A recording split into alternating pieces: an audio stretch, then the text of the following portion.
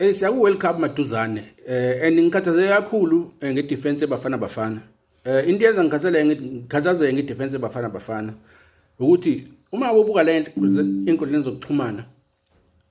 iTLP ayijive ifethu ijiva tot ijiva tot and leyo nto leyo abanye abantu abaningi bangayibuka bayibuke bese beyihlaziya ngokuthi akekho professional. And uma ke waba naleso sixoxo samnamathela leyo nto uzathi career yakhe ifaye ngaphansi kwebhasi kanti utalented unekusasa eliqhakazile futhi mhlawumbe bekhona abasondelene naye abake bambonisa ukuthi ukujive kajive uma ekuthi ukuthanda ukujive ngoba ayikho into wrong ukujive futhi usuke kahle ngoba usuke ejive endlini yakhe ehleli yedwa futhi usengadawe ngotshwala kusuke ngenzakalanga lutho kodwa akathi kuyisusa nje lento emehlweni abantu ukujive ngoba izomakhela ilokhunjani irecord elingelihle kubantu nje abazoba nokungamthandi ebese belibuilda le record lokuthi unprofessional ebese bemthatha bemfaka ngaphansi kwebhasi. And mapha uzobuka kune game la yenza khona ngicabanga ukuthi amaphutha amabili kwiCheco Fire la badliwa khona ngicabanga ukuthi igame athi ukuyidlala leyo. And ma uzothatha lawo ma record leyo game leyo mase uqhathanisa nokujive kujivayo then abantu bangahlanganisa u1 no2 bese bethi into yenza ukuthi performance yakhe ithi ukudropa ingoba uyajiva kuze kusa.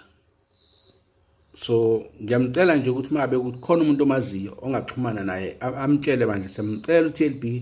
siyamthanda siyazi unekusasa eliqhakazile siyafuna ukulibona leli kusasa lakhe lifinyelela la kufanele lifinyelele khona ngoba mina ngiyambona uTLB edlala ngama league aphezulu emhlabeni ukuze afinyelele lapho uma ukuthi uyakuthanda ukujiva akakususa emehlweni abantu ukujiva ebese ejiva ngasese ukahle ngoba ujiva endlini yakhe ayikho into wrong ukujiva kodwa uma ngabe ezojiva ngasese ngangcono ukuvekela isithunzi sekusasa lakhe nese career yakhe ukuze abantu bangakuthathi lokho bakusebenzise against yena njenganokuthi umuntu unprofessional. Siya ku World Cup nje ku very important ukuthi aqhubeke athola game time but uma ukuthi abeCheco Fire bazoqala manje babuke umjive oba uhlanganise neperformance yakhe ground ne bese emhlalisa ebenchini lokho akulimazi kuphela icareer yakhe kodwa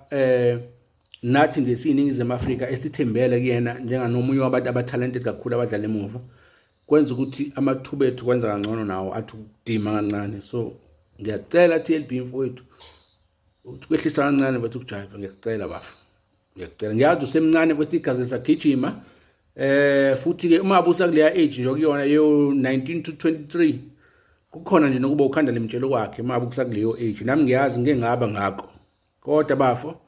ukujive mfowethu jive kodwa ujivele ngasese ukuze kungalimazi ikusasa lakho utalented kabi.